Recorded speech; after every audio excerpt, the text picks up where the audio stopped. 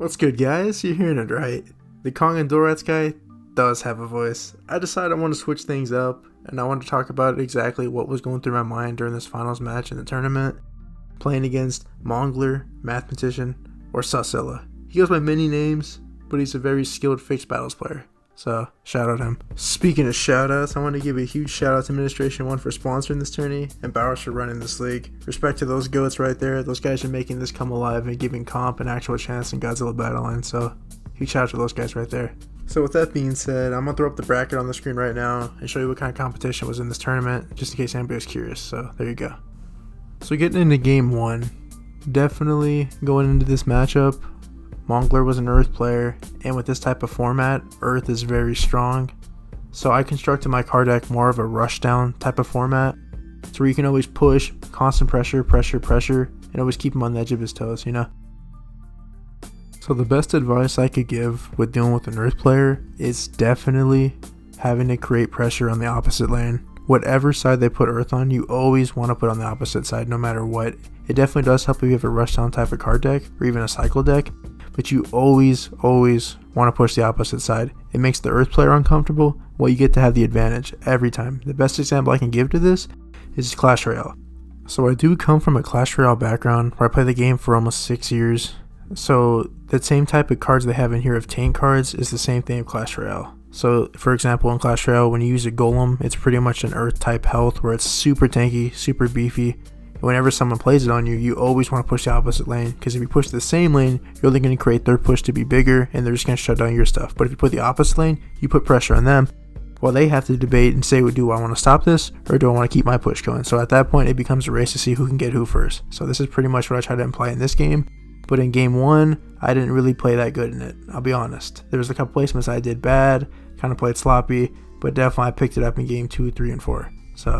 So even though a Golem and Godzilla Earth are completely different cards the way they still play the same way in the aspect of you're going to treat it the same way. Always want to make a different push, always want to go on the opposite side, always want to make the person think. Don't ever let them build the push. You let them build the push, you're most likely going to lose no matter what. It doesn't matter how good you are. Like I was saying previously, you always do want to push the opposite side, but clearly in this gameplay, I did play sloppy. I tried to play a little too heavy defense, and it kind of bit me in the ass, which it did. So always want to push the opposite side. Do not play defense unless you have to at the last second. So that's the best advice I can give you for that. But for this showcase right now, I didn't do the best job of that, but I definitely picked it up for sure. I definitely did not want to play Destroy in the same lane as Earth, but I overthought it, to be honest, and I thought maybe I need to play some defense, but no. What I needed to done was kept putting pressure on the right side and put Destroy last second. Even though Destroy is super beefy and can take Earth to almost one shot and almost put him away, but it wasn't a good spot on me because me doing that only stalled for him, let him put down Fire Breath in the middle, and it only took up space on my part.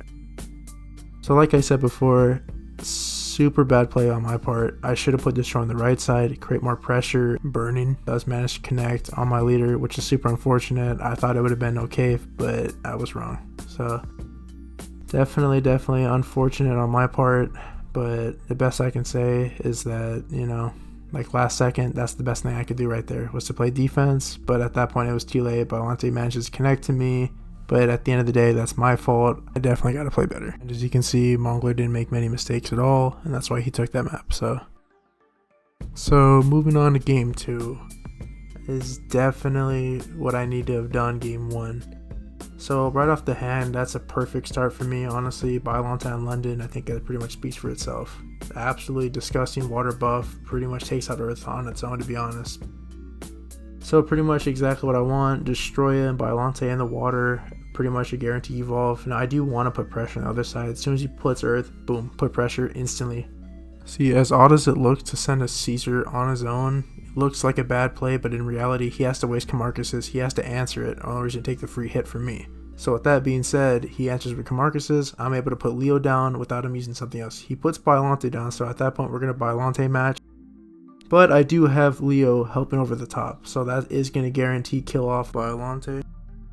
So once that's done, he is going to be forced to Dimension Tide me into Earth. So once he does that, I'm able to put Caesar down for more pressure and leave his Earth just standing by himself on the other side. So this is exactly what I wanted him. Perfect position. Everything's working out smoothly.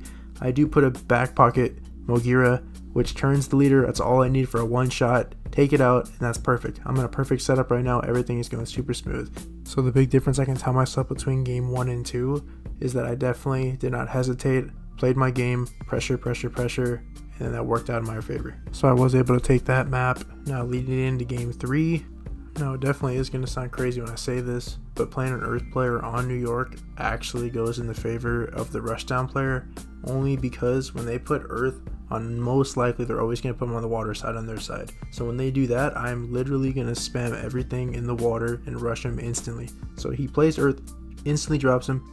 I'm instantly going to drop everything I have in there. Evolve Bylante, perfect. Go ahead and put Camarcus's, perfect. Go ahead and put Destroya, perfect. I'm going to put Leo at the extra pressure. Earth is going to walk down. The only thing he can do here is play his support cards. Burning Godzilla, Bylante. But remember, Bylante is going to be on land, so it's going to have not the damage boost. Mine has the damage boost, so it's absolutely just going to shred through it.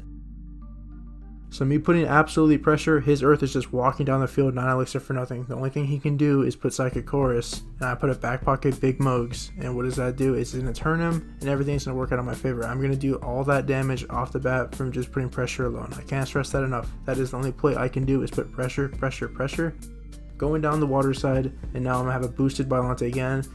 At this point, it's literally a rinse and repeat. Do the same thing over again until I can get him out. That's it. At this point, there's a water buff Bylante versus a non-water buff Bylante. At that point, mine's always going to win that fight no matter what. And then at the end of the day, what you want to do is always make that Earth useless. Make him spend 9 for nothing.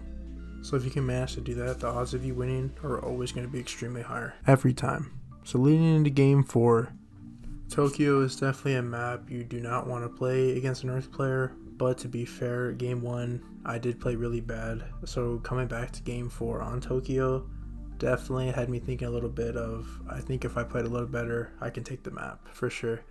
So he does instantly drop Earth, which at first I was a little nervous, I'll be honest. Destroya does manage to evolve to Flying Stage, which is like instantly different from that buff. So shout out to that buff. If I want to hit the left, it's nothing new. Just keep putting constant pressure. Make him think what I'm going to do. At this point, he knows what I'm going to do, but I'm going to do it anyway.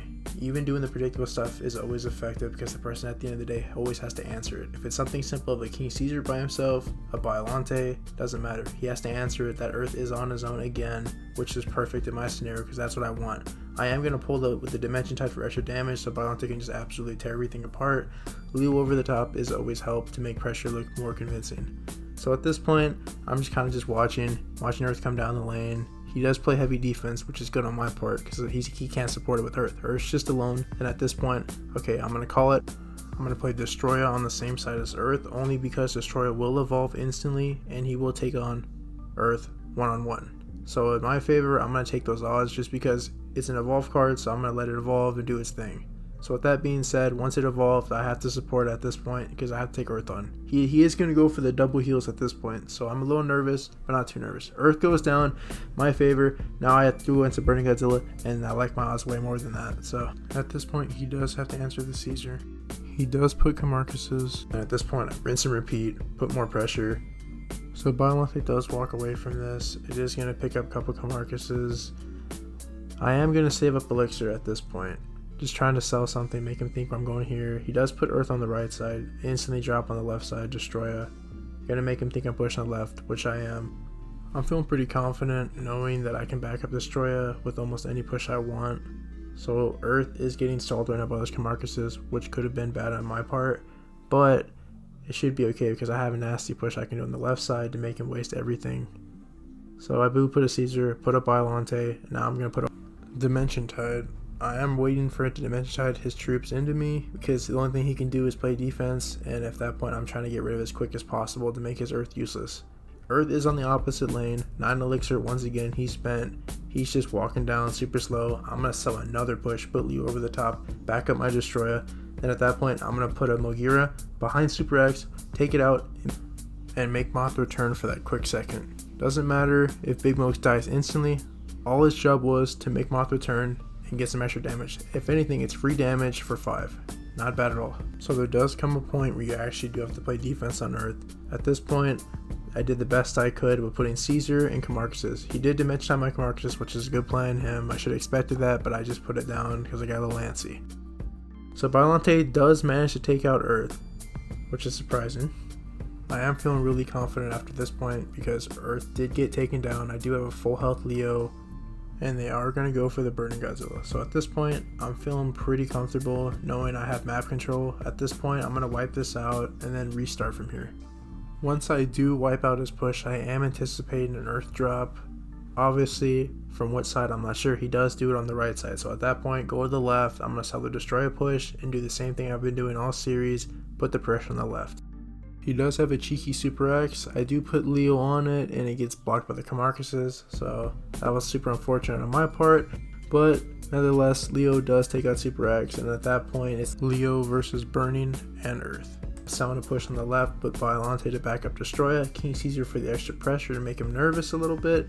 I'm just going to completely ignore Earth and Burning as long as I can until I eventually have to answer it. I'm going to put a big Mogs in the back, and he does actually put Super X. So that does manage to work out in my favor at that point. I Blade Ripper for the extra max peak pressure.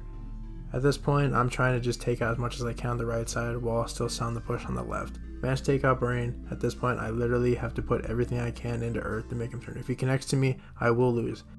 I do manage to drop Biollante for a water buff in the middle, absolutely hitting everything in sight. He does manage to pop Mothra Heal. At this point, it is too late. Water buff damage on Biollante is too much. Takes everything out in sight, opening a free entry for Caesar to get the final hit. All I can say is pressure will win you games. So GG's to Mongler. Super fun games, super fun tourney. You know, once again, shout out administration, shout out Bowers. That's super fun again. So if you like this style of commentary and want to see more in the future, I do have lots of plans in the future for Destroya and a new fun card deck, so a lot more to come. So if you definitely want to see commentary in the next future videos, let me know. If not, it's all good. I'll just go back to just strict gameplay, but let me know. Try something new, so hopefully you guys like it. If not, it's all good. So, and with that being said, I'll see you guys later.